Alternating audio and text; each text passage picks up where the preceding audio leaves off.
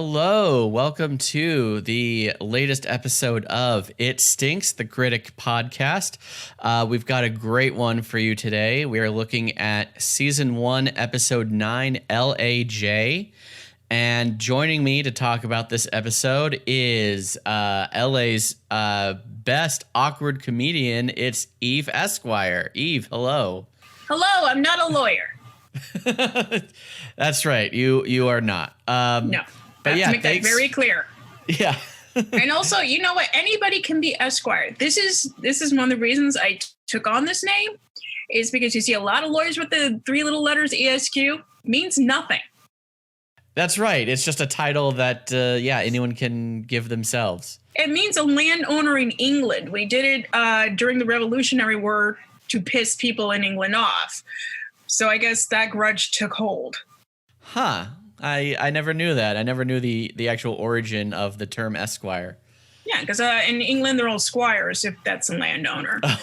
So for an American attorney in the 1700s to say, I'm a landowner in Europe, or in England specifically, it's a deep, deep cut. That's a deep dig.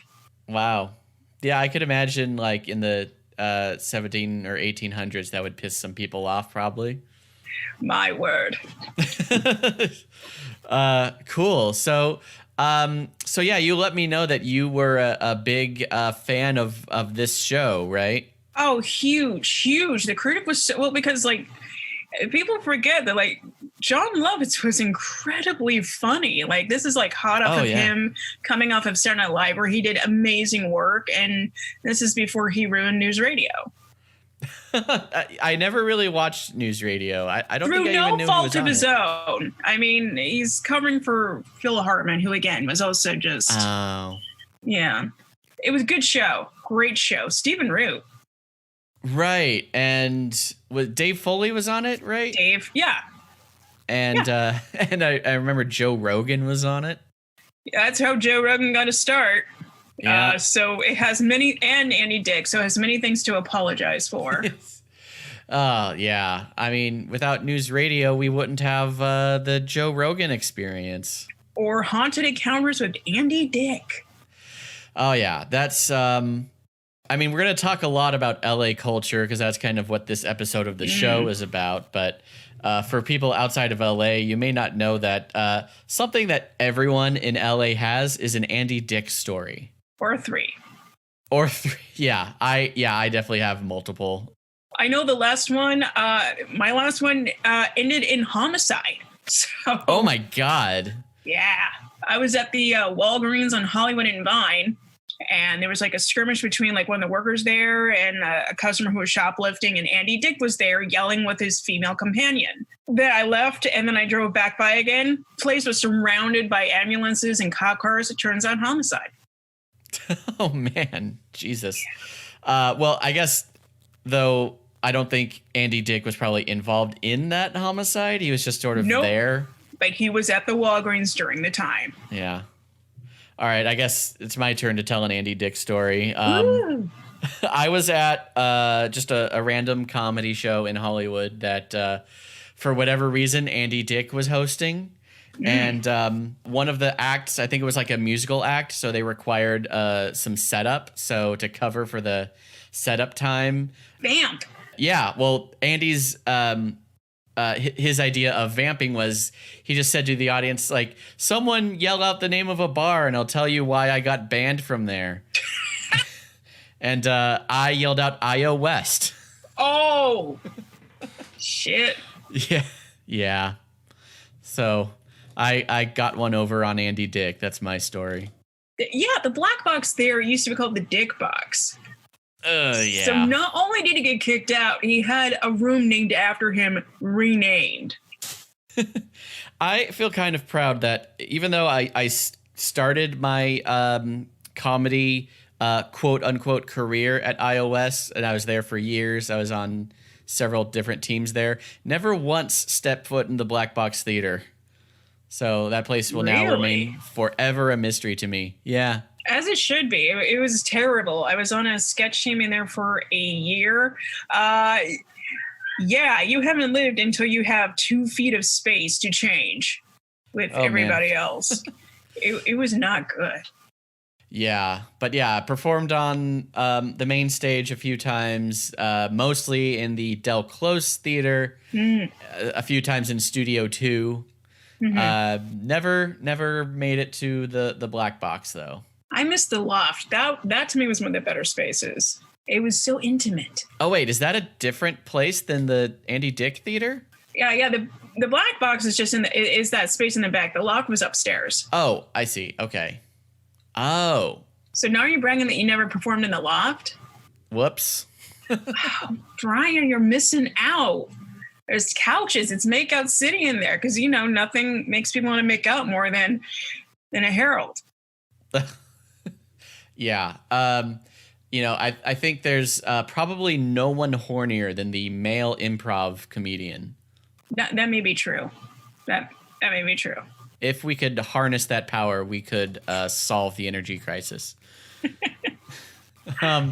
Okay, so I think that's maybe enough insider LA gossip for now. Let's get into this episode. That's an appetizer. Yeah. So let's get into this episode. LAJ. I'll just give the synopsis here. In the wake of the positive response to a screenplay he's written, Jay takes a sabbatical from his show and joins Jeremy in Hollywood, where studio boss Gary Grossman agrees to buy it on the spot. Yeah. So I talked with I guested on Brandon Beck and Beth Scorzato's podcast. I think you'd be into it, where I talked about The Critic, and I believe it's Beth brought up that she thinks part of the reason this show maybe didn't make it past the second season was because it kind of has a neglect or a disdain for the common man, meaning it's either about New York intellectuals or LA phonies. And this episode definitely, it gives you both of those in full force. I mean, you start out with the bitterest of New York people and just saying it's just something in the water or something. And then, like, I watched the LA part, I'm like, oh, shit, this is still relevant. Oh, yeah, definitely. And they do it in this episode, and it pops up in a few other episodes where they just openly mock, like, people who live anywhere other than LA or New York. Oh, like yes. Anyone who lives in the Midwest or the South. But that's also accurate. I come from, you grew up here. I did. I grew up in Idaho, which is just, it's one of the largest rural states. It's like one of the top 10 biggest states, 1.5 million people throughout all of it. I mean, there's not even 1.5 million people in a 3-block radius here. I mean, it's more than that. Right. But that's how it is. It truly is like little, and they sure do think there's something. I think they're a big do. That's not from The Critic. That's just from my hometown. But yeah, the farmer shooting at the plane. Yeah, farmer shooting at the plane. And there's another episode, I think it's the one after this, where there's a redneck buffet where Duke orders lunch, and it's like, collard greens and, all these like countrified favorites presented by like an actual like redneck. So yeah, this show, I'm going to be interested in looking into that buffet to see the accuracy. Oh yeah, that's sure. This is what I focus on. This is my particular like autistic, like, oh, I need to find out, because if there's no gravy and if it's not white, then this is wrong. Yeah, I mean, I think it's got everything except the chocolate Wonderfall that you would get at Golden Corral. Oh man! Last time I was at Golden Corral, I had like a gallbladder blowout of like just being sick. Like it's like a food hangover, and it's not good. Not good. Yeah, I've still never been to a Golden Corral. Make it stay that way. There is one in Burbank. Do not investigate. Oh, okay. Yeah. Burbank has all the chain restaurants. Do not investigate. Yeah. Yeah, I've been to like a hometown buffet because I used to live near one, and so that was enough for me, I think. Yeah. Yeah, my family, whenever we went to the city, Boise, which is like 30 miles north of our little quote unquote in town. I was like, we got to go to a buffet. And it was just always a buffet. I'm like, I want to sit down. I want people to bring me my food. I don't want to go up shovel shit into my face all the time. Yeah. But I will take advantage of that dessert bar because I like making my own sundae. Oh, the dessert bar is the best, always.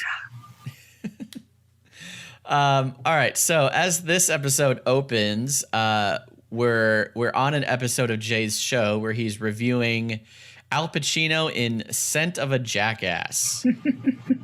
Hoo-ha! Charlie, you pimply little preppy, I'm gonna kill myself. Good. I mean it, you MTV watching mama's boy. I'm gonna pull the trigger. Fine, if it'll shut you up. You're gonna miss my hoo-ha, my tangoing, my blind driving, my hoo-ha. You said that already. I say it a lot. Hoo-ha! Which is basically just an excuse for probably Maurice LaMarche doing Al Pacino, just to say hoo-ha a lot. Well, that's what we did back then in 92, I believe.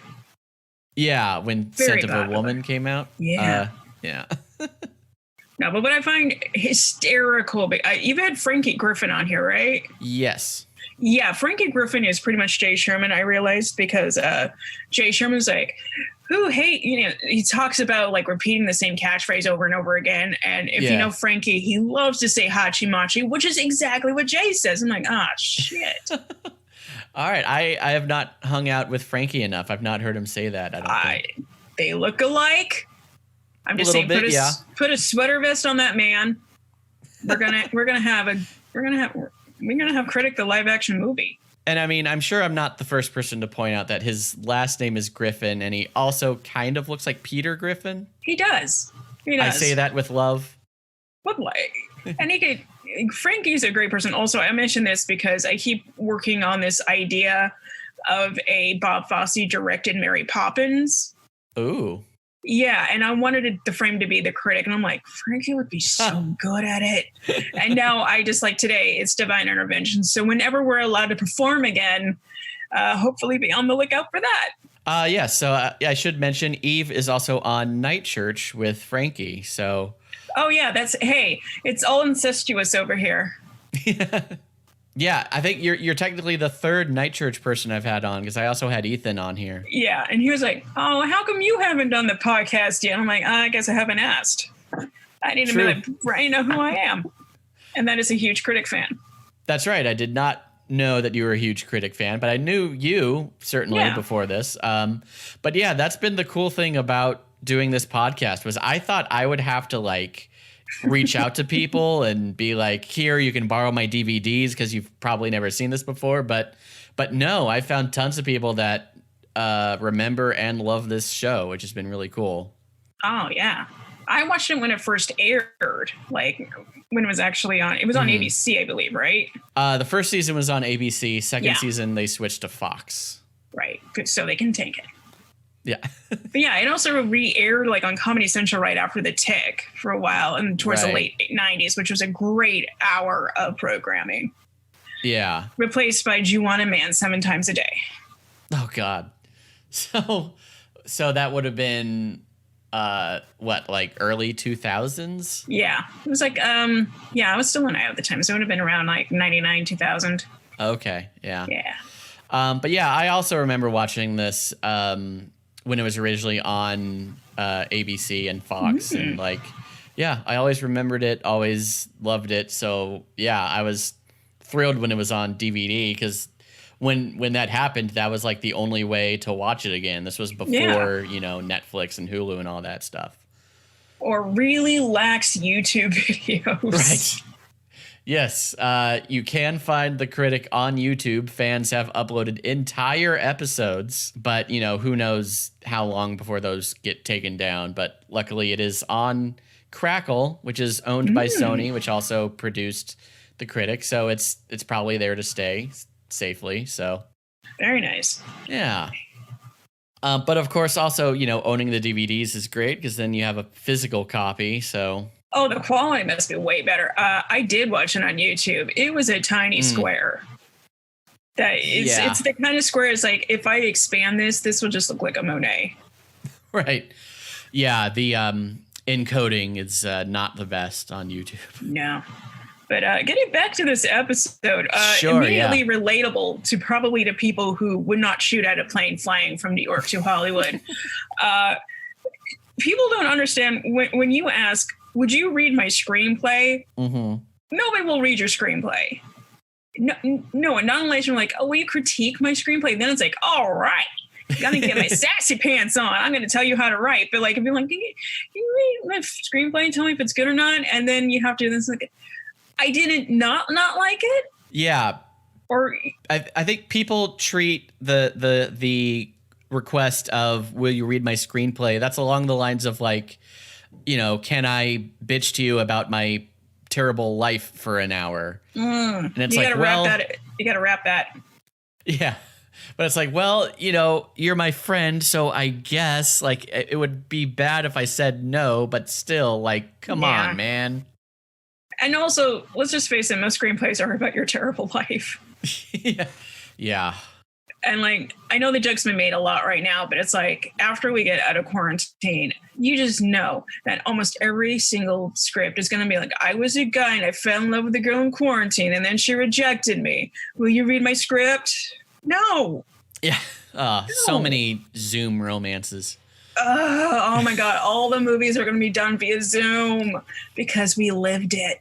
Oh, I just saw today, God, what network was it? I think it was Fox, actually, is about to start airing a Zoom TV show where celebrities will... What? Gingy Cohen's? Oh, I don't know. She's coming up with one as well. Oh, geez. So it's already happening. We don't have to wait to get out of quarantine. It's happening now. And I think that's because... like you watch TV shows now, it's kind of like after 9/11 when you see people like running through the airport to the gate. You're like, nah, that would never happen now. Nope. Yeah. I mean, the world's going to be just permanently different after this. Great. Like anytime we see gatherings of more than 2 people, we'll think it's a little strange. It's a little close, right? It's been a little close. It's like, they're shaking hands. Ugh. Yeah. So anyway, yes, in this episode, Jay has written a screenplay. He first tells Doris about it when she's doing his hair. And she painted her phone number on the back of Jay's head. For free advertisement and artistic expression, I applaud her. Yeah, classic Doris. So we then move to Jay's home where he's just watching TV, or he's immediately bummed because no one called him about his screenplay. Relatable. Definitely relatable. So he's just watching TV. We get this funny little news broadcast. On the lighter side, NYU scientists have discovered a virus in the local drinking water responsible for New Yorkers' antisocial behavior. There is no cure, so get out of my face, you stinking leeches. Hey, I got your cure right here. But then actually Margot, Jay's sister, visits saying she read the script and loved it.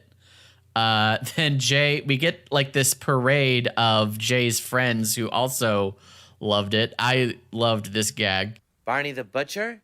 It had heart. Jazzman Joe? It had soul. Hasidic Harry? It could have been worse. Proving that no one cares about a woman's perspective on your screenplay. Aww. That's true. It's like, oh my God, that guy who I barely know. Excuse me, sister. Yeah, we get Barney the Butcher, Jazzman Joe, possibly problematic, and Hasidic Harry, who all weigh in on it with, they all liked it, basically. Well, considering John Lovitz famously played Hanukkah Harry on Saturday Night Live, I think we can get away with Hasidic Harry. Oh, okay. Maybe I never saw those episodes. Oh, you have got to look up Hanukkah Harry. It is a classic. All right, I'll have to do that. Other than just being a broad Jewish stereotype, is there a game to that character? There is. Santa falls sick and he can't deliver toys to all the boys and girls in the world. So he calls upon his friend Hanukkah Harry. And then Hanukkah Harry, actually, it probably is a big stereotype joke because he just gives out really shitty gifts. But it teaches, then Santa gets better. And it's all about the spirit of Christmas. And then everybody gets along. It's framed as a very bad Christmas movie that I would absolutely watch. Okay. Hallmark wouldn't take it because there's no romance. Sure. Okay. But no, that sounds great. I'll have to find that. Cool. So after we get this parade of little one-off characters, Jeremy Hawk drops by saying, well, not he loved the script, but the people he pays to read scripts loved it.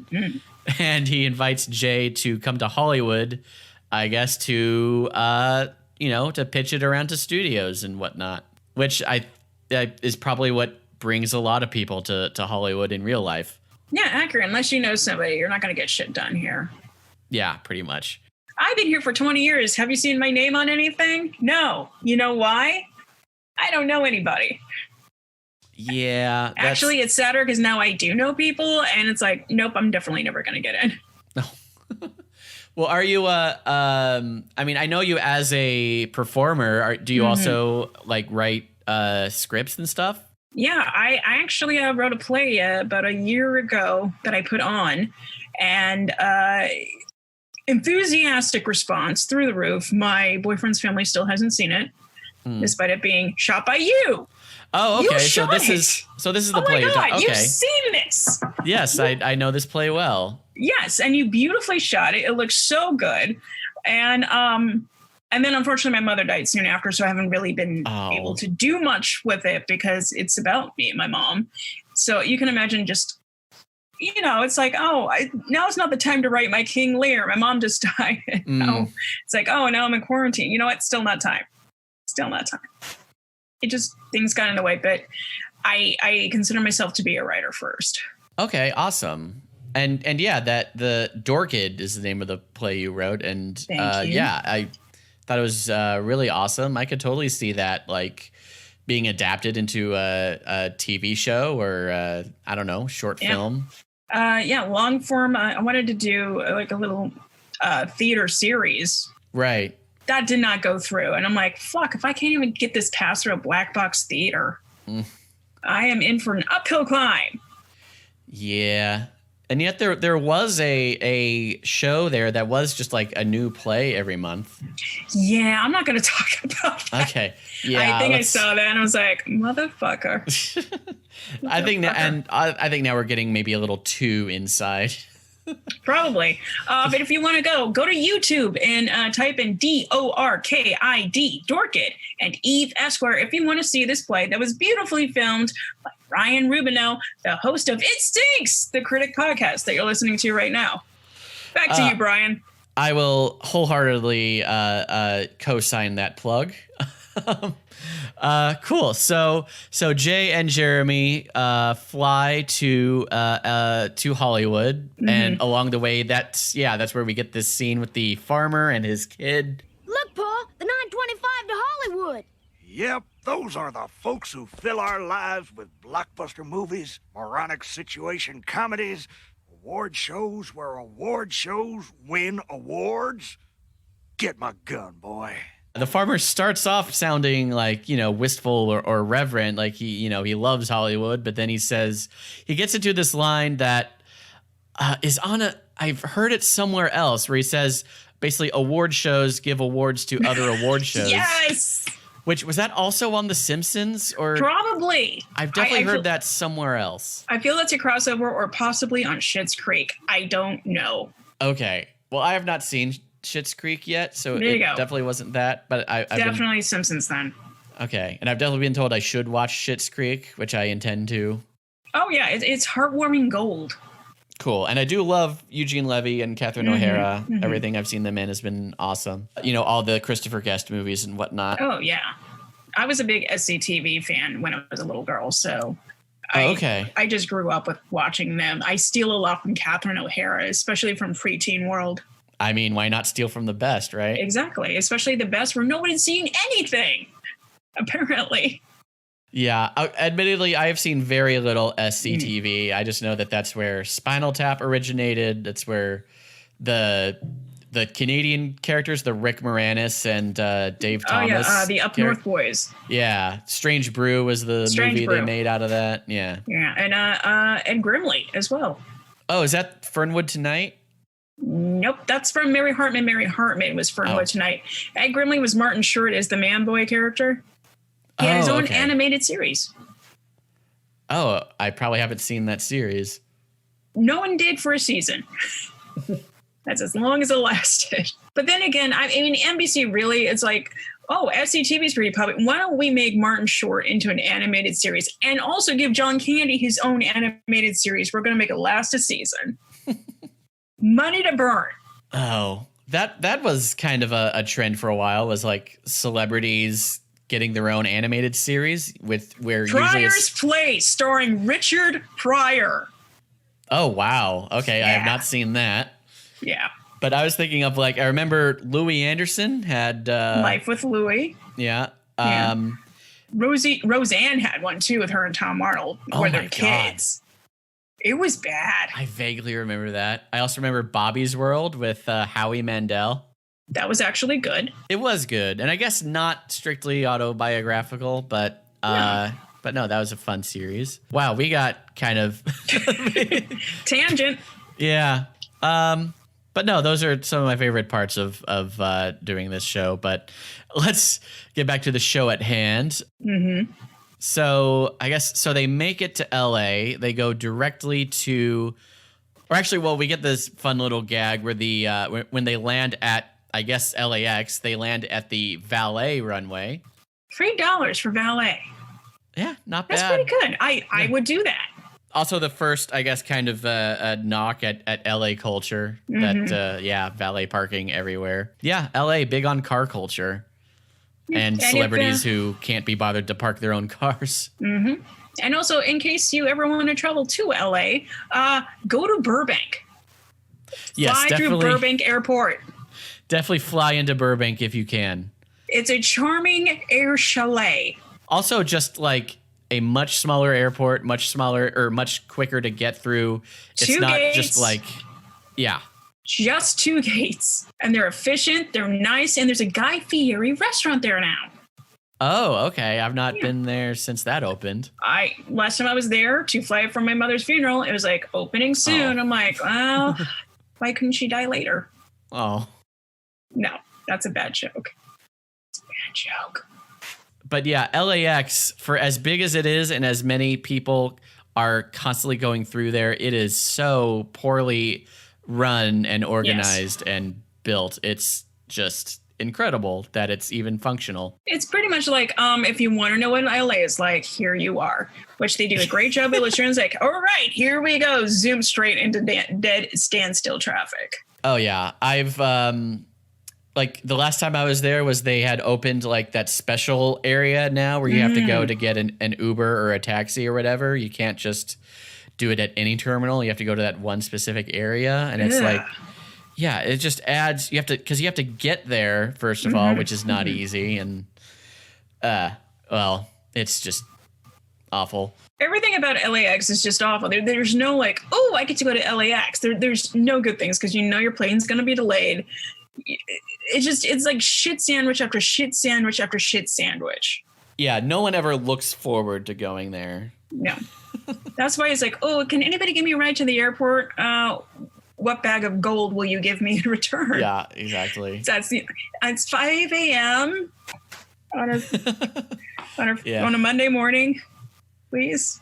It's completely removed from anywhere you normally go because it's like at the very southern tip of LA. Yeah. It's near Inglewood. Yeah. Inglewood and like El Segundo. Mm-hmm. Places people really don't go. Nope. Although I did once. I lived in El Segundo briefly. Nice area, but yeah, there's nothing there. No, I used to live in an apartment very close to the airport in Westchester, which is the city that's immediately next there. But nobody cares. You hear Westchester, like, oh, X-Men. No, not X-Men. What it is no, not Westchester, New York. Think the complete opposite. Yeah, that's 3 years of not getting a good night's sleep. Oh, yeah. I went to Loyola Marymount, which is in Westchester. So yes, I am a bit familiar with that area. There you go. Yeah. So luckily, Jay and Jeremy do not spend much time at LAX. They get pretty quickly. Get poolside. Yeah. Well, actually, before they get poolside, they go directly to what is it? Quality Pictures Studios, which Again, I guess if you know LA, you can kind of recognize Quality Pictures is based on Paramount Studios. It has that same sort of look. Like you would recognize those gates anywhere. Yeah. And then they go to except for, I will say this, I watched Angel, the offshoot of Buffy for a long time, looking at Wolfram and Hart. I lived in Studio City. I did not realize that was Sony Pictures. They keep showing the front of this law firm. They saying it's Wolfram and Hart, and it's Sony Pictures. Wow. Also live near Nakatomi Towers from Die Hard. Did not realize it. Did not realize it. Hell yeah. Century City, baby. Actually, and yeah, my very first Hollywood job was at Paramount Studios. This was in like 2004, before I even knew I wanted to work in Hollywood. I just needed a job. And I was a transcriber for the Dr. Phil show. Oh, shit. Yeah, it was not fun. Wow. We were in a basement in the May West building. Makes sense. Yeah. Just chains optional? Yes, chains optional. We all just sat at a computer with like a VCR with a tape, and the tape had an interview, and so we would have to manually like rewind and play as we transcribed it, and yeah, it sucked. Damn. I feel good that I'm not doing that anymore. Oh yes, thank you. I mean, you know, without me, we couldn't have had the Dr. Phil show. So yeah, you're the reason Dr. Phil exists. Thanks, Brian. Thanks. Yeah, and now Dr. Phil is, urging people to kill themselves to end the quarantine.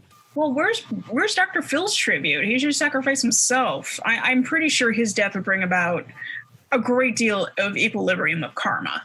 Oh, yes, there would be much rejoicing. Not a real doctor. No, I don't think he is. Like, he's not even like a real psychologist or psychiatrist or whatever he pretends to be. But I guess if Oprah says you're a doctor, you have to be a doctor. Well, we got him and Dr. Oz, thanks to her, so... Oh, man. So Jay and Jeremy make it to the office of Gary Grossman, the head of Quality Pictures. Mm-hmm. Gary Grossman, voiced by Billy Crystal, who I thought big did stars. a great job.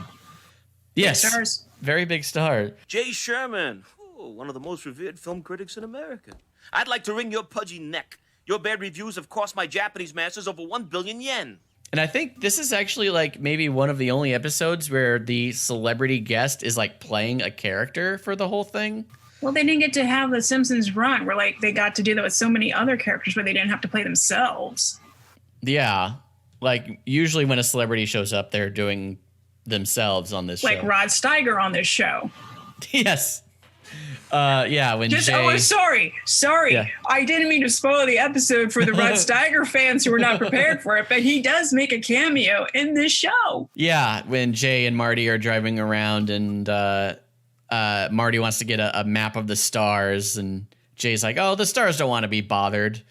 Well, Rod Steiger apparently does. Yeah. Hey, Dad, let's get a map to the movie stars' homes. Oh, son, movie stars don't want to be pestered by tourists. Come in. You want some cookies? I've been baking all day.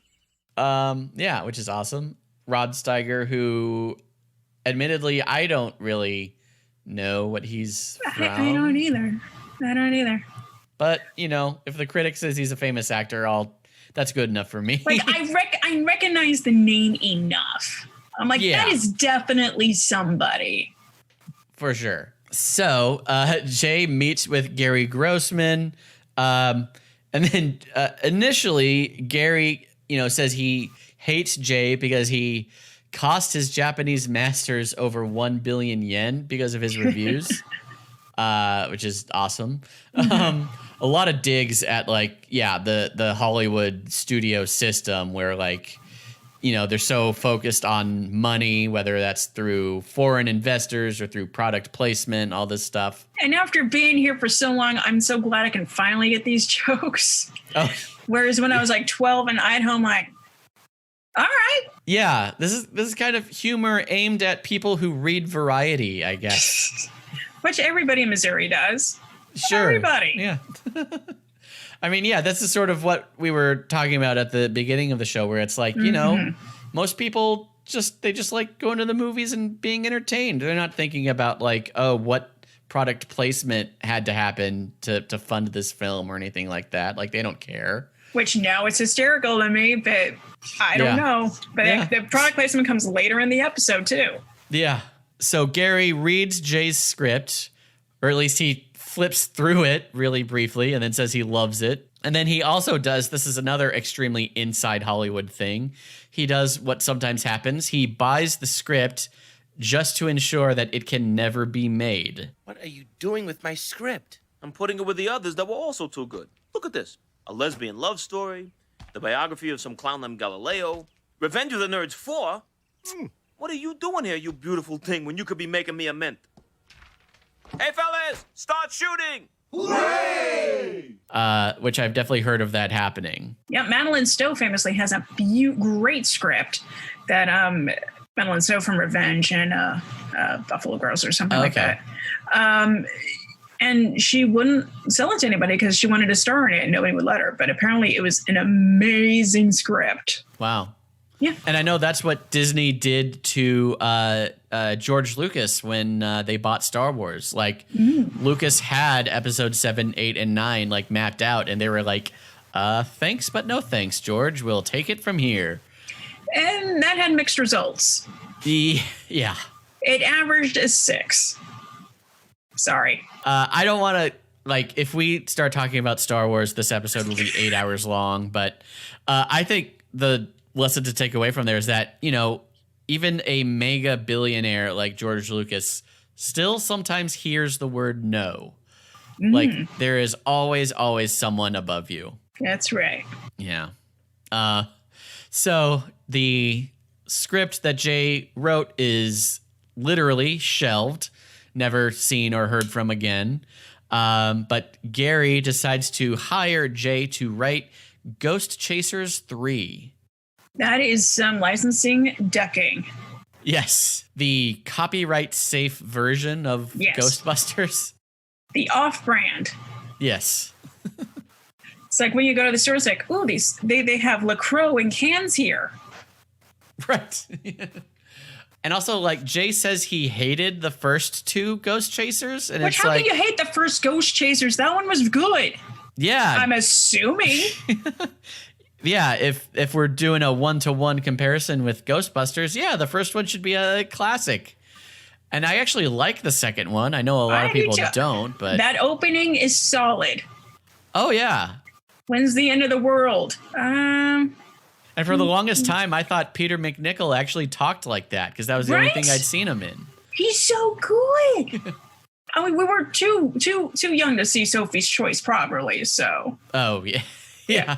Is he in that? Yes. Okay. He plays a guy named Stingo. Oh, is he a Nazi? I don't think Peter McNichol's going to get cast as a Nazi anytime soon. Yeah. Yeah, so Jay is originally, he's hesitant to write Ghost Chasers 3 because he's like, you know, it goes against his principles and whatnot. He's just being typical Jay. Mm-hmm.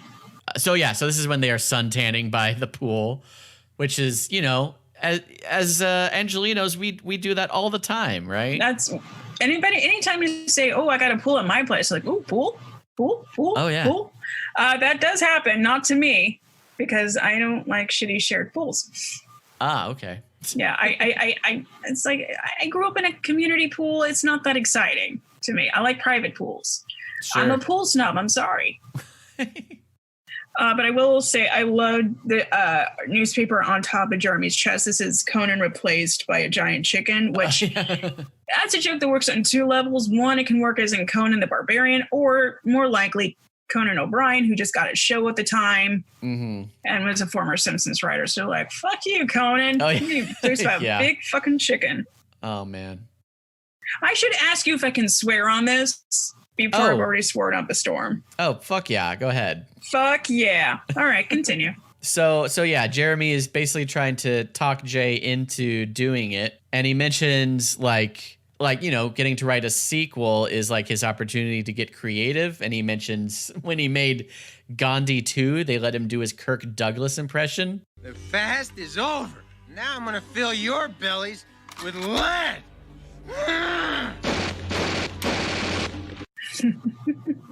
Yes.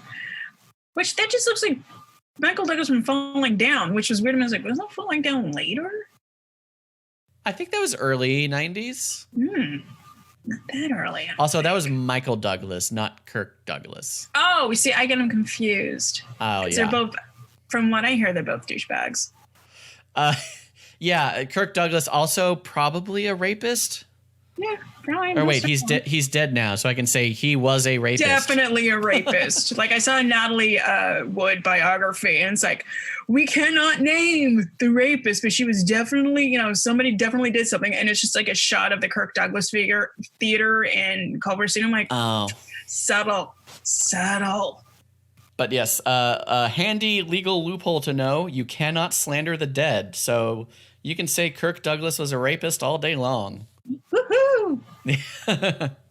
All right, so let's see. So yeah, right after we get that Gandhi 2 little scene, Jeremy says, like, if Ghost Chasers 3 is a success, Jay can then use that, to make the kind of movies he wants to make, like the kinds that win awards, and we get this awesome little fantasy sequence. And as I accept this, Oscar, there is one issue I cannot remain silent upon. Independence for Quebec. Vive J. Sherman! Vive Quebec! Vive J. Sherman! Vive Quebec! Vive J. Sherman! Vive Quebec! Vive J. Sherman! Vive Quebec! Free Quebeca! Yeah, which leads to Jay saying, Viva J. Sherman! Viva Quebec!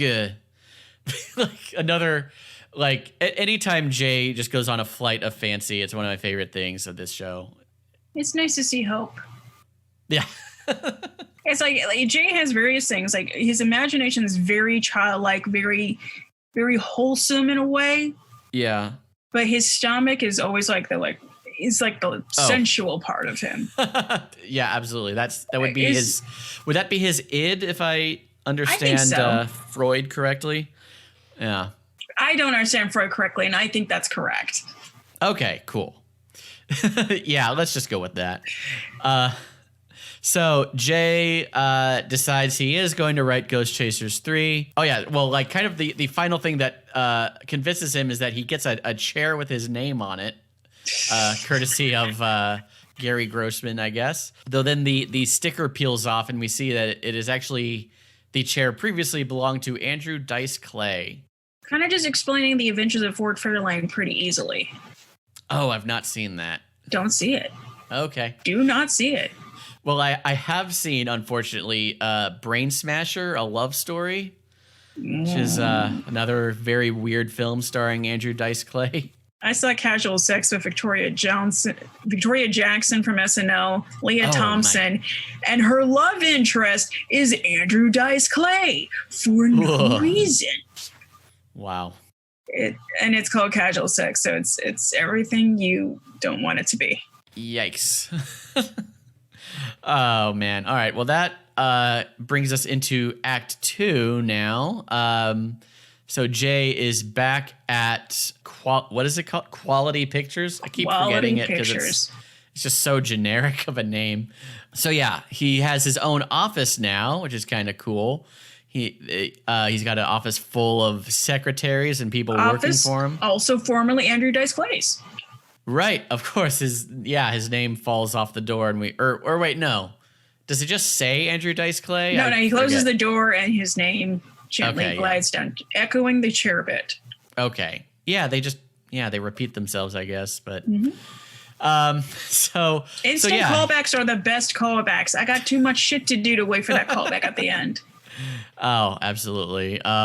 So we meet just briefly the people working for him. Cappuccino, Mr. S? I was here at 8 a.m. shaving the cinnamon. Listen, Chaz, we are going to work hard and make a good sequel for once. So if you look and learn, maybe you won't spend the rest of your life shaving cinnamon. Yes, I will. I used to be Vanilla Ice. No, Robert Van Winkle's Vanilla Ice. I don't know who this Chaz guy is. That bothered me. Well, yeah, I guess this was during that time when, Vanilla Ice wasn't famous anymore, so no one probably even bothered to look up what his actual name was. I had a scholastic biography of Vanilla Ice. Oh so my God. I knew. I think I had a scholastic biography of Macaulay Culkin. Oh, wow. Wonder how that holds up.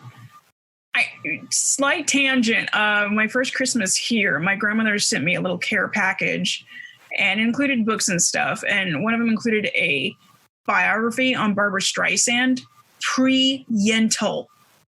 Whoa. Like Yentl was coming up. So like they put out this book to like kind of like, ooh, it's Barbara Streisand, guys. And I said, we don't know if Yentl's going to be a success, but one thing's for sure. She's a pretty talented gal. And it's like, all right.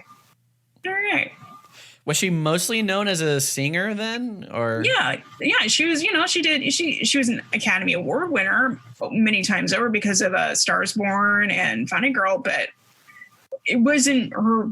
It was pre-Yentl. I don't know how to describe it. It's like I feel like there is a pre-Yentl Barbara Streisand and a post-Yentl Barbara Streisand, and they're very different. Okay, I'll have to take your word for it. I'm really not up on Barbara Streisand's body of work. Nor do you need to be. All you need to know is that in the Hands Across America from 1986, everybody's shown with their hands across America except for Barbara Streisand, who's shown in her Malibu casa, just filmed all by herself, showing. Everybody thought she was a snob at the time, but now look where we are now. She's a hero. That, I guess, kind of does line up with what I know about Barbara Streisand. Yeah. I was actually going to ask if you've seen Vanilla Ice's movie, Cool as Ice. No, but I was in a sketch about it. Okay. that follows. And I did see Teenage Mutant Ninja Turtles too, so. Oh, yes. Classic. Go Ninja, go Ninja, go Ninja, go. Yep, the ninja rap. I'll just throw out one more funny fact about Vanilla Ice, because the ninja rap actually reminded me of it. At some point, Rob Van Winkle became a juggalo. No. And yes. So you might know juggalos sometimes refer to each other as ninjas. Yeah, I don't know that with a juggalo on Nightchurch. Oh, wait. Who's the juggalo on Nightchurch? Dane is a huge Oh my God. icy. We have so many sketches that go over my head. And I'm like, you know what? It made me laugh. I don't care. Let's do it. So, yeah, I mean, ninja is just a part of juggalo vocabulary. Mm-hmm. So Rob Van Winkle recorded Ninja Rap 2, which is about being a juggalo. Holy. All right. I got to make this aware to Nightchurch, because when we come back, oh, man. It's going to be an insane clown posse. If Dane doesn't know that, then... that's... I'm ashamed, because we did the Vanilla Ice sketch recently, which is just about how you pitch them. What is that tagline? It's like, I don't know. It's Wait, so stupid. The tagline to the movie? Yeah, it's like it's something like, how do you melt a heart of stone? Just add ice. Yeah, something very stupid and insane. It's somehow worse than that. What I just said. My job was just to reject everything to see if there's got to be a tagline better than that. And we came up with 200 of them. We whittled it down to the top 20. Wow.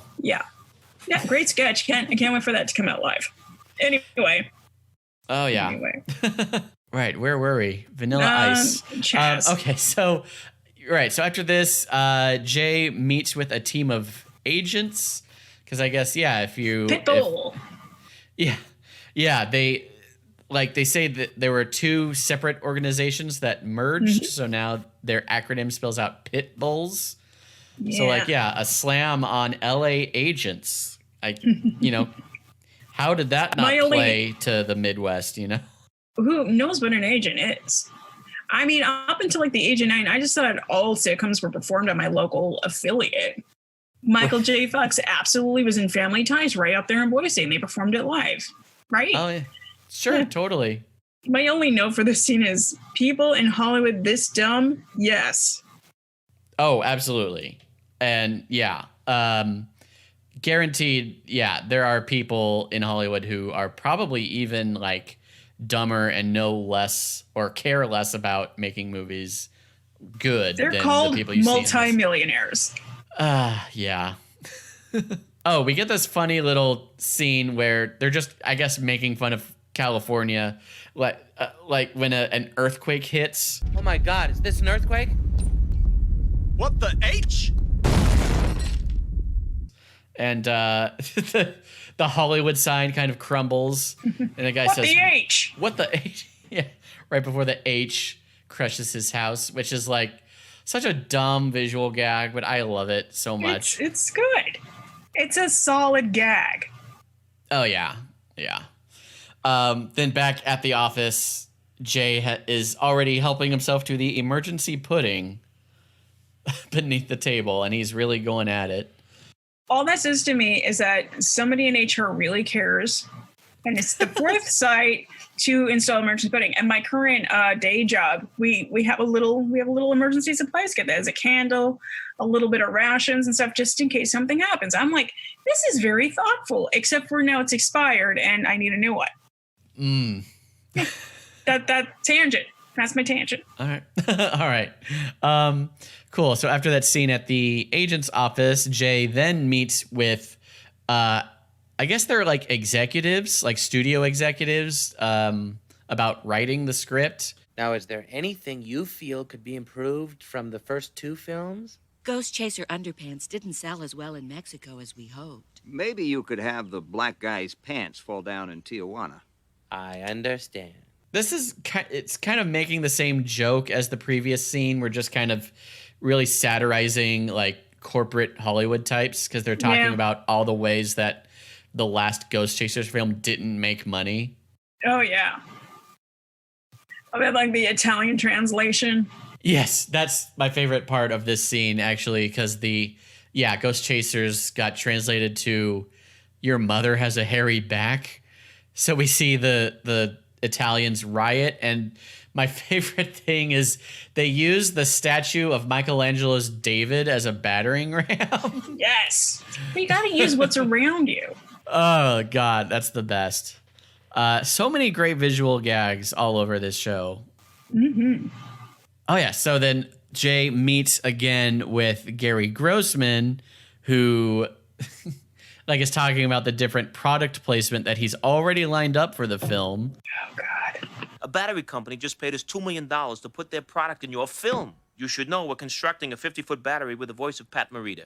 I'm not gonna put that in. All right, no battery, no Pat Morita. But how do you feel about Patti LaBelle and baby wipes? Ooh, I love baby wipes. They come in handy, because I'm in a car all the time and I tend to chafe. So Jay gets fed up with that sort of thing. He says he wants to meet with someone creative. So he gets set up with a bunch of directors. So we get very quick, like, celebrity impressions of Jay meeting with these different directors. I see the ghost of John F. Kennedy saying, "Open the files, open the files." I also see the ghost of Jim Morrison singing, "Come on, baby, open the files." I think one of the ghost chasers should be a woman. She should be strong, intelligent, someone like, I don't know, my daughter Sophia. Your first problem is you got a white ghost. How come there never any black ghosts? Chill out, brother man. I share your pain. I played Othello in high school. Oh, Desdemona, thy handkerchief betrays thee. I haven't been so disgusted since Kenny G played Malcolm X. Who none of them are named. Again, you just have to know, you just have to have movie knowledge to identify these guys. But they're Oliver Stone, Francis Ford Coppola, and Spike Lee. I think that's a little racist. I'm sorry. Just because he's black, Brian. Yeah, he's black and he's an angry black man. And that's like who's his whole a character. film director. You know how many of those are in Hollywood? I could probably count them on one hand. And it's so unfortunate that you lost your pinky back there a few years ago in that tragic motorcycle accident. That just makes this whole joke sadder. Yeah.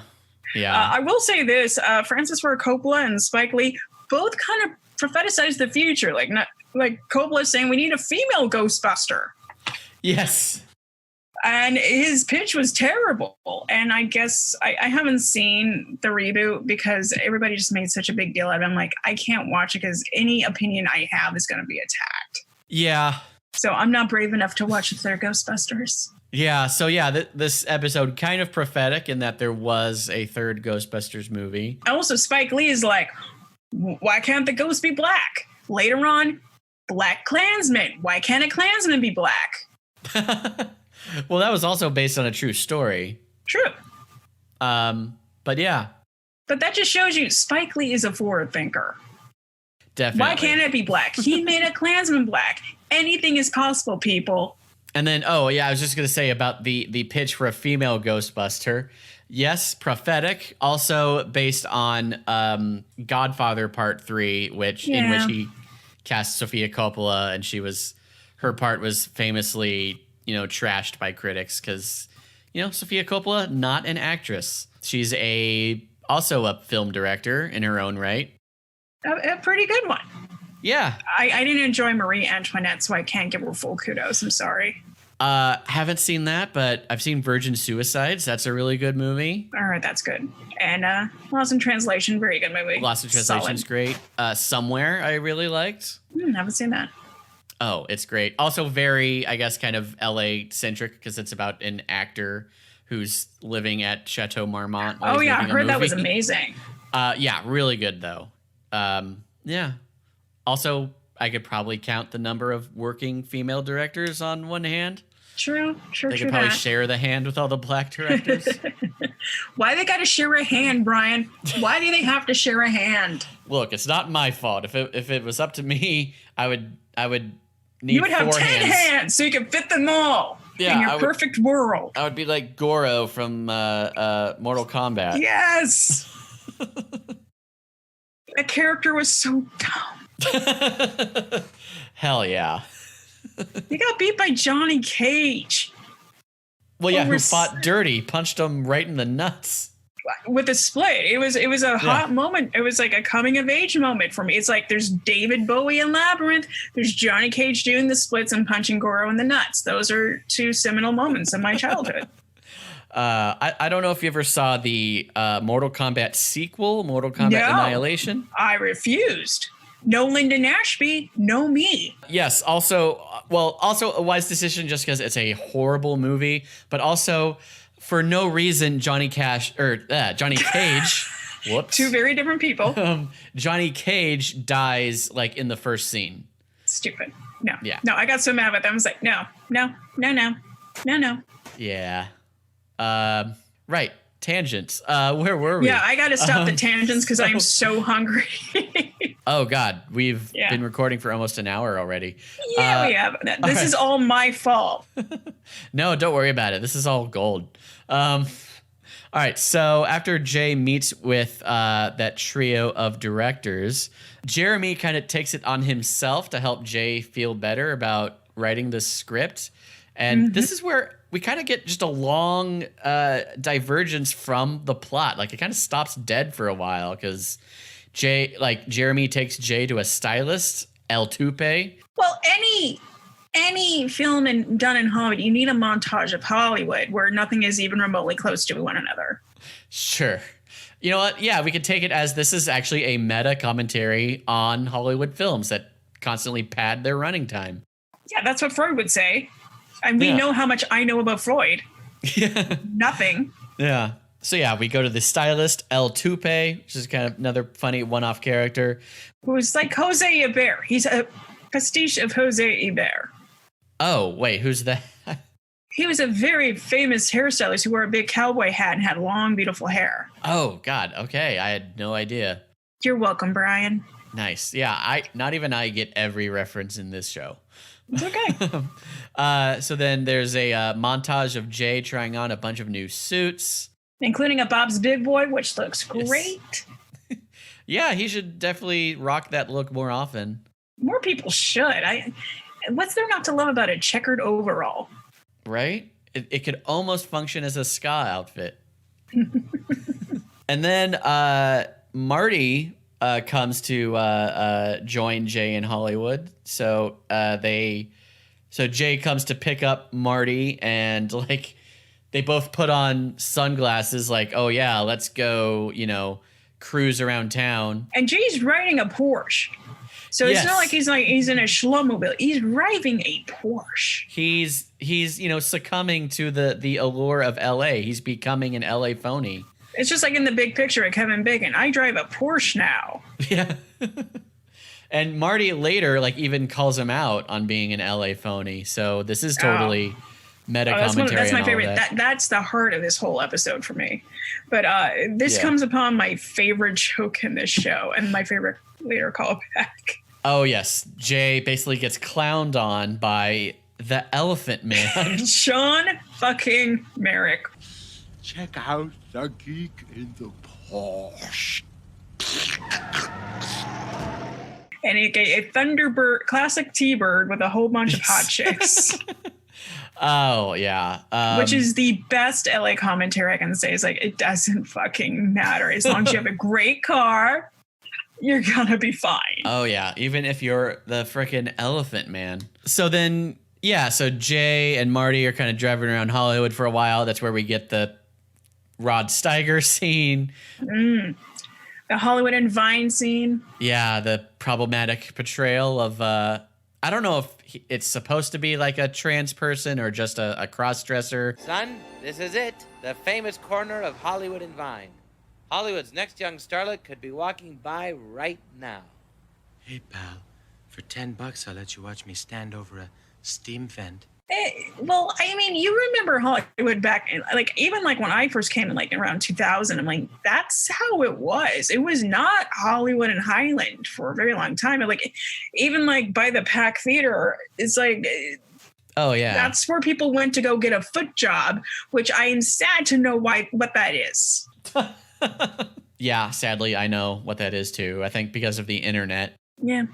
But yeah, Hollywood and Vine definitely used to be like a really bad area. Of course, it's totally changed now. I mean, for the most part, like, I mean, it's still creepy as fuck.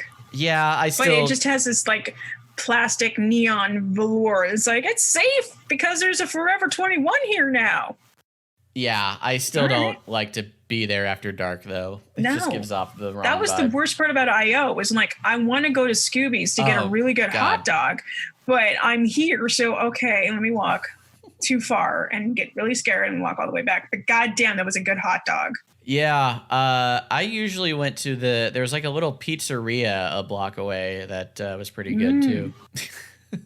But also, like, I bring up this scene just because this show definitely has a record of, not being great when it comes to, making jokes about trans folks. There have definitely been some problematic jokes in previous episodes about that. There's still problems and gifts today. There was like, I saw one today about like guy humping up on another man who didn't realize he was a man because he had long hair from the back. And I'm like, all right. Men thinking men are actually women will never not be funny to men. I mean, if you look at the American Film Institute's top 100 comedies from like the year 2000, in the top 10, 3 films about men in drag. Wait, so it's Tootsie, Some Like It Hot, and what's the third one? Mrs. Doubtfire. Oh, of course. I'm like, really? This is what we think is the funniest thing on earth? This? All right. I can. It's like the same amount of female directors and black directors we've mentioned today on your 4-fingered hand. Yep. You still got it. You still got your ring finger to spare. All right. I mean, what is it about cross-dressing that is so universally praised? I don't know. God, it's like some caveman millions of years ago came up with that joke, and if he traveled today, it's like, joke still endures. Yes! You may have created fire, but I created that joke, loser. Yeah, what has really been the better invention throughout the history of mankind? Oh, definitely straight men dressing up as women. Oh, yeah, come on. Definitely. Fire can go fuck itself. Yeah, fire burnt down my cousin's house once. Yeah, and in the words of Phil Hartman, fire bad. Fire indeed bad. Oh yeah, so at the end of this kind of long montage of Jay and Marty clowning around Hollywood, that's when Marty basically calls out Jay for being an LA phony. After Jay talks on his cell phone saying nothing because it makes him look like he's doing something, I'm like, oh fuck, this is relevant today. Oh, like, how many of us just take out our phone because, like, we don't want to actually talk to anybody else in the room and forge a connection with somebody because for sure they think you're an asshole. So I'm going to go on my phone, pretend to be busy until my battery runs out. I'm still going to play on my phone, but it makes me feel like somebody. Yeah. Oh, and specifically, people will do that in Hollywood when they're in their cars because, yeah, they want to look like they're, on the phone with someone important or something. Oh, yeah. Let me turn up my stereo, too, as I take the call so everybody outside my car can hear it. Yeah. But Jay recommits himself to the project, and then that's when he kind of bonks himself on a freeway sign and gets clowned on by the Elephant Man again. Yes! Ow. What a loser. Right, girls? Oh, Elephant. Deservedly. Because, the Elephant Man is not writing no script. I mean, he might be because he comes off so well in it. Like, he gets the upper hand in both of his scenes. Probably. I mean, let's face it. Writers don't make a lot of money, so he's doing something else. Yeah. Yeah, definitely. Does that bring us into Act? Yeah. So that brings us into Act 3. So Jay is back at his studio, finally writing the dang script. And he gets this like surge of inspiration where he's just writing like crazy, and he's like wondering what creative hand is like guiding him. And then we see it's the devil. It's as if some divine hand were inspiring me. Excellent. Another sequel on the way. Sir, the cast of Wings wants to know if they can stay on the air another year. Tell them there are limits to even my power. That's right. Hail Satan. That's Nightchurch, the fourth Sunday at the Pack Theater when we all return. Hell yeah. Feel Nightchurch on all platforms. Sorry. Indeed. I miss plugging myself so much. I think that's what I miss most about quarantine. Oh, well, I'm glad I could, give you this outlet for that. Ah, bless. Did we gloss over the police chase already? No, we're not there yet. Oh, thank God. Thank God. Yeah, we're almost there because we are. So the next day, I guess Jay basically banged out the entire script in a night, which, been there. Always a good sign. Always a good sign. So he hands it in to Gary Grossman, who just kind of excuses himself to go read it. And then ultimately, he just tries to sneak out of the building without giving Jay feedback on it, which... Oh, we've all been there. Oh, yeah. We talked about how hard it is to get feedback on a script. Even if it's a script that's been commissioned. So Gary tries to sneak out. And then, that leads to this very kind of typical Hollywood car chase. Like, you definitely sense the meta commentary here. Oh, yeah. And what I love most, and I have this recurring joke with my partner, is that in North Hollywood right now, or pretty much anywhere in LA except for Burbank and Glendale, probably, if you're doing anything illegal in the street, you're fine. You pass a cop car and like you guys are speeding, you're running a red light, nobody fucking cares. But you have your tags expired. On comes the light. Oh yeah. They don't do that joke here because it's just a gentleman driving while black at the speed limit, and then all hell breaks loose. Attention, has spotted a black man in a Mercedes obeying the speed limit. Bring him down. Back up on the way. We've had these problems forever. Yeah, there's a lot of things on The Critic that haven't aged well. This joke, unfortunately, is still very relevant. Yeah, it's fresh. It's still fresh. Yep. And it doesn't even need to be like, I think they're trying to make it maybe like an LA specific joke, but it doesn't even need to be. No. Yeah. No. That's actually something that some folks in Missouri can feel. Oh, yeah. Yep, that was a bad choice of state. Oh, because Missouri, that's where Ferguson is, right? Yeah. Yeah. Wait. Yeah. Nailed it. Yeah. Well, so at the end of this chase, it ends the way a typical Hollywood chase would, with one car flipping over. And so, Gary is just forced to, come clean and say that he hated Jay's script. and Jay just refuses to comprehend negative feedback. He's constantly did you mean? No. Now, what did you think of my script? It was excrement. Did you say it was excellent? It was crummy. Did you say it was yummy? It was an awful piece of junk that made me want to puke all night. Did you say it was an awesome piece of spunk that you want to shoot tonight? It was a bilious piece of dirt that made me cry out in pain. Did you say it was a brilliant piece of work and you'll fly me out to Spain where we'll meet King Juan Carlos and drink sangria all night? You piece of blech. Yeah. Been there. Oh, totally. It's like, no, this is good. You can't tell me different. It's like some people's egos just cannot get it through their head. You're not that talented. Yeah. Sorry. But yeah, we just sort of we go to the scene just kind of ends on that note of Jay not taking the feedback. So the next day back at Quality Pictures, Jay has been assigned a new parking spot based on the reaction to his script. And I've actually been here, like having to drive to the top of a very large parking structure at a studio.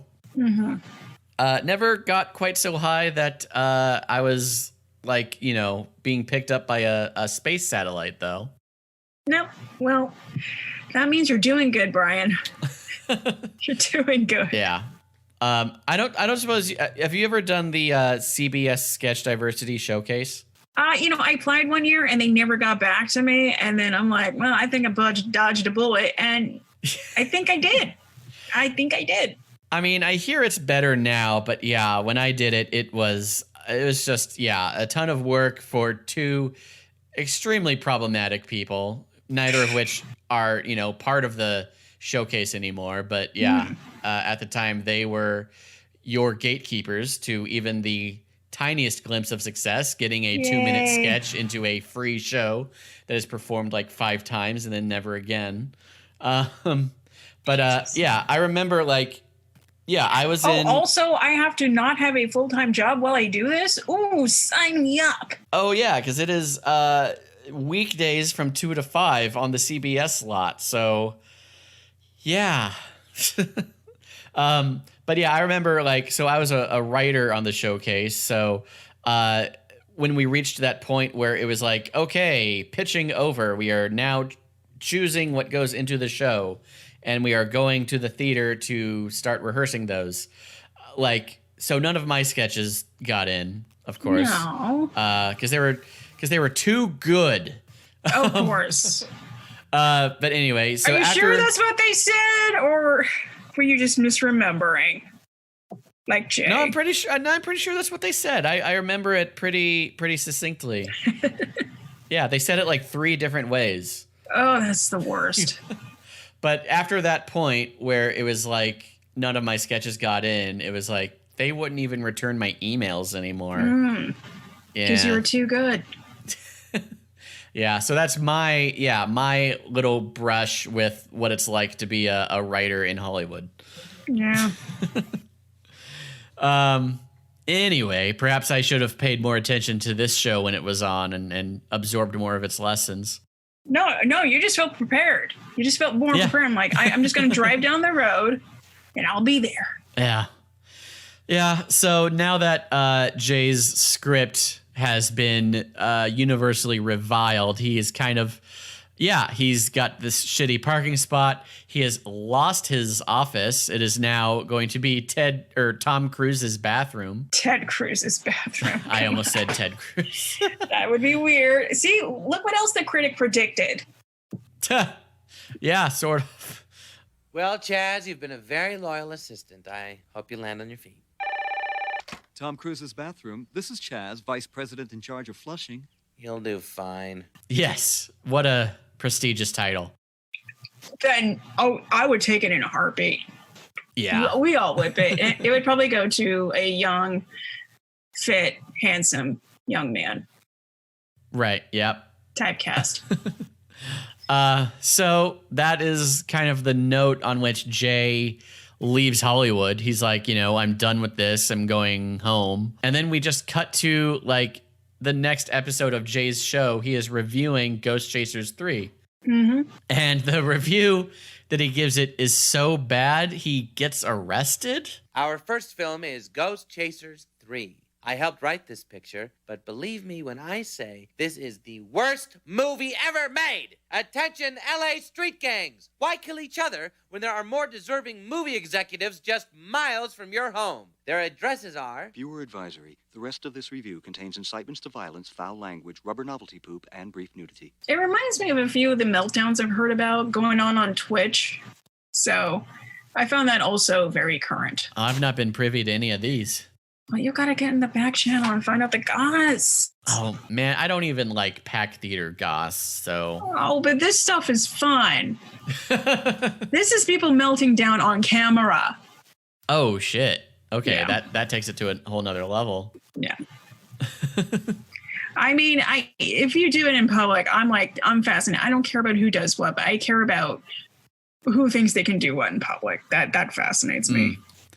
Yeah, no, public meltdowns can be great. Yeah. So I'll have to Like look into Jay's. this. Yes.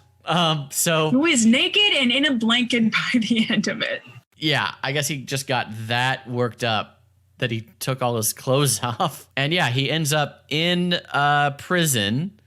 And we get, I think, another sort of problematic joke where Yeah. like Jay gets hit on by his cellmate. Like... But then again, at the end, it shows that everybody's been taking fertility drugs and is pregnant in the prison system, all the male prisoners. So it evens up. That too. And so, yeah, even after Jay is in prison, when he goes to movie night, of course, movie night is what else? Ghost Chasers 3. Oh my God, save yourselves. New York is being destroyed by an 80-foot Ed Koch. How am I doing? How am I doing? How am I doing?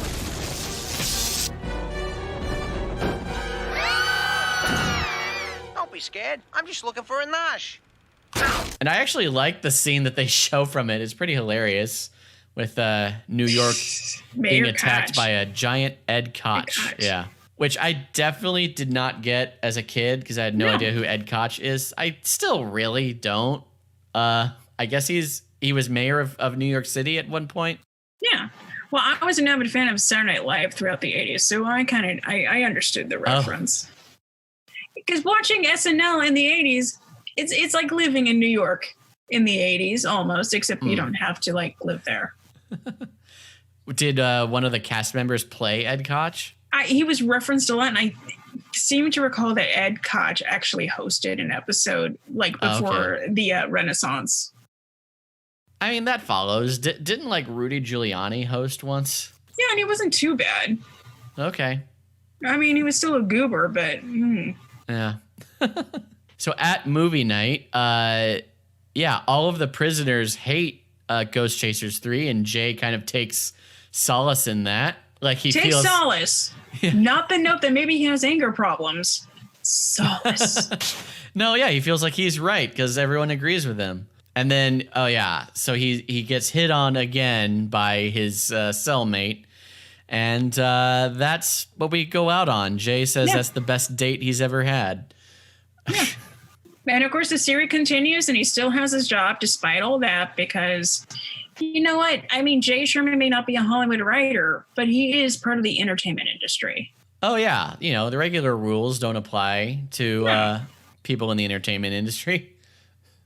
I mean, look how long it took, Harvey Weinstein to get what was coming to him.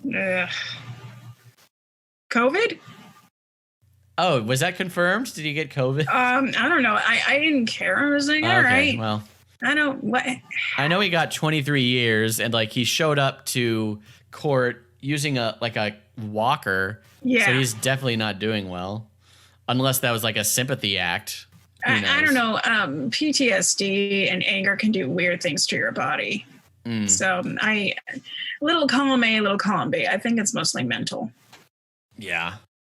I mean, have you ever told a man that he's not invincible after believing for so long that he is invincible? That's traumatic. Yeah, you know what? I've not had that opportunity, but I can see how that would be a rather big blow to one's ego. That's why I never say it to you, Brian. I'll never say it. And that's why I like you, Eve. Oh. So that takes us into the credits, and then we just get the ending gag of the usher coming in, and Jay says, "Get away, zitface." Oh my God, how late were they in the writer's room for that one? Right? Especially because they've recycled that one now. Yeah. So we're episode 9, just recycle. We can't come up with new one-liner jokes. What are we, paid Hollywood writers? Exactly. I mean, come on. It's not like they're paid that well. They don't need to give that much effort. We came up with over 300 taglines for Cool as Ice. Oh my God. Not one of them was "Shut up, sit face." Maybe we should have came up with that. Wait, real quick, I'm just going to look up the actual tagline to Cool as Ice. Thank you. Because even when we did the sketch, we couldn't memorize that because it was so bad. It's like it just erased from our memories. We had to have it on the screen so we could read it. And I know it was similar to what I said before, but here, let me find it. Okay. When a girl has a heart of stone, there's only one way to melt it. Just add ice. Just add ice. Yeah. None of that it's like 3 parts of 3 different taglines. Yeah. There's definitely like a lot of different ideas going on in there. Wow.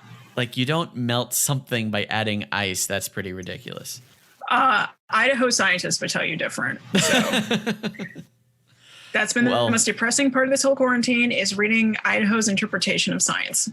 Well, if I ever need thoughts on the best way to grow a potato, perhaps I'll hit them up. Shoot, we export all the potatoes to Washington and the rest of the world. We import Washington potatoes in Idaho. We don't even eat Idaho potatoes. Oh my God. Yeah. Scandalous. It's a lie.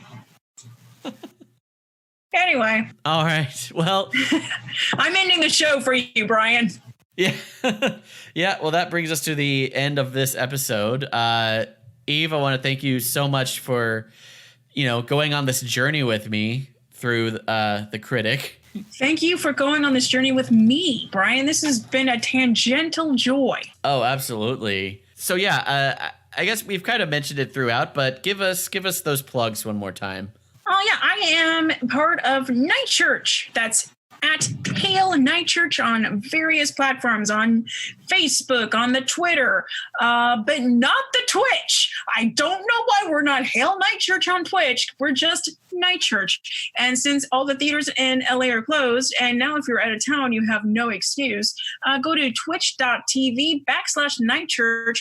We're having actual programming film. We're doing live streams of gameplay. We're doing clip shows. I'm coming up with a Saturday morning cartoon themed shows soon. So if you like how I rag on this animated show, I will be doing it much deeper and in costume. We're doing a lot of neat stuff on the Twitch, which is just /Nightchurch. All other mediums, Hail Nightchurch. You can find me at Eve Esquire. No dashes, no dots, just EVE Esquire. Facebook, YouTube, Twitter, Twitch, because I did it right. I'm not the one who created the Twitch thing. But yeah, look me up. I do weird, awkward, funny stuff. I'm a leading awkward comedian and one of the few outed asexual comedians out there. I have the raw sexuality of Paddington Bear, guys. Come and get me. Oh, and I also wanted to ask, are you still doing 8 Inches High at all? Yes, actually 8 Inches High is, we're doing it through Nightchurch now on Mondays at 8. Oh, awesome. 8 Inches at 8. And my next interviewees, I'm interviewing all of Nightchurch, and I'm going to be reaching out to other people and interviewing them. Maybe you're going to be one of them, Brian. Oh, wow. Well, yeah, so definitely check that out. It's going to be a few weeks before this episode drops. So who knows, by the time this comes out, they're going to have a backlog. We're going to have a backlog of shows. And 8 Inches High, for those who want to know, it's a live stream talk show, but dolls. There's no people.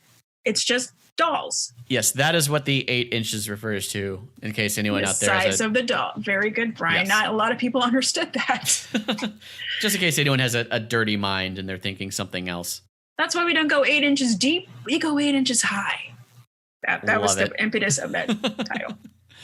Oh, awesome. Well, again, Eve, thank you so much for being on the show. Thank you. Yeah, so check out Hail Nightchurch, check out Eve Esquire, and we will see you next time on It Stinks, the Critic podcast. Buy my book. Thank you for listening to this episode of It Stinks, the Critic podcast. I'm your host, Brian Rubinow. Our theme song is by Brandon Beck. You can email the podcast at itstinkspod@gmail.com and find us on Twitter and Instagram at itstinckspod.